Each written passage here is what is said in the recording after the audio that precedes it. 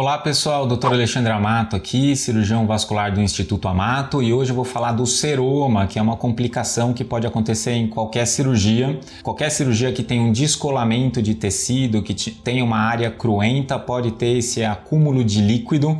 Então é um líquido que vai formando uma loja, vai se juntando, e esse acúmulo pode causar uma dor local, uma inflamação, e a gente tem que tratar porque senão pode evoluir para um seroma encapsulado, que aí é mais difícil de tratar, e também pode evoluir para uma infecção. Então o seroma por si só ele não é um problema, dependendo obviamente da quantidade, porque como ele é um líquido estéril, ele não vai infectar, né? Mas na hora que a gente começa a puncionar, começa a ter que fazer um furinho para tirar esse líquido, a gente abre um pertuito que pode entrar uma bactéria e acabar virando uma infecção. Então a grande maioria das vezes um seroma ele não é infectado, ele pode estar inflamado, ele pode trazer dor, mas não necessariamente tem uma bactéria vivendo lá. Agora o seroma ele normalmente acontece depois de alguns dias de um procedimento cirúrgico.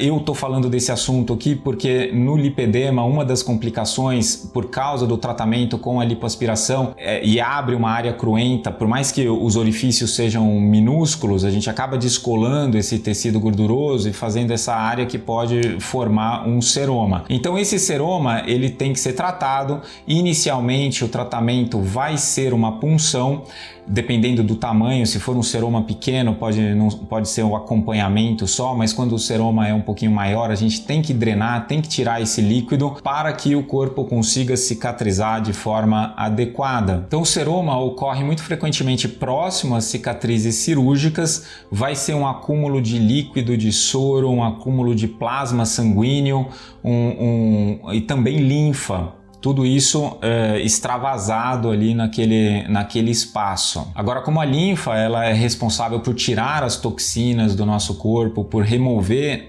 substâncias que não deveriam estar lá, e ela fica acumulada naquele local, acaba causando então um processo inflamatório naquela região. Muito tempo de processo inflamatório não tratado pode acabar encapsulando esse seroma. Então ele acaba formando uma cápsula que, entre aspas, protege ele. Então aí ele acaba sendo, ao ser drenado, ele pode acabar voltando. Então a gente não quer que um seroma encapsule, porque se for um seroma encapsulado, aí o tratamento vai ser cirúrgico, a gente tem que tirar essa cápsula, senão pode drenar quantas vezes quiser que ele vai acabar reformando, ele acaba voltando. Então qual é o sintoma de um seroma? São o dor, rubor, tumor, né? Dor, aquela área pode ficar dolorosa por causa do processo inflamatório, rubor pode ficar avermelhada e tumor de tumoração, não de câncer, tumor de que tem um abaulamento, e às vezes a gente consegue palpar esse abaulamento. Nessa palpação você pode também conseguir sentir que tem líquido nesse local. Então, esse deslocamento de líquido, principalmente em seromas maiores, é possível de ser palpado por mãos treinadas. Então o que existe de tratamento? Então, se for muito pequenininho, a gente pode continuar observando, o corpo é capaz de reabsorver seromas menores, mas à medida que ele vai crescendo, dependendo da localização, se estiver incomodando demais, pode ser necessário fazer essa drenagem. Então é uma pequena punção que a gente faz e aspira retirando esse líquido. Esse líquido ele vai ser transparente enquanto não tiver nenhuma infecção.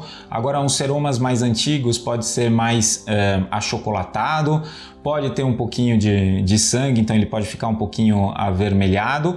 Agora o que não pode é ter pus. Se tiver pus, já virou uma infecção grave, e aí um abscesso deixou de ser um seroma. O cirúrgico a gente pode fazer em alguns casos, principalmente no seroma encapsulado, a gente precisa retirar essa cápsula, mas isso é mais tardio. A gente pode usar os anti-inflamatórios, pode ser necessário o uso de antibiótico, para evitar essa infecção, e existem alguns tratamentos como o ultrassom focado que também podem ajudar nessa absorção do líquido. Então, em primeiro lugar, a gente tem que entender o procedimento que está sendo realizado de forma a saber a área cruenta, o tamanho do espaço que está sendo mexido. Então, cirurgias como lipoaspiração vai ter uma área enorme sendo mexida, então ela tem um alto risco de formação de seroma.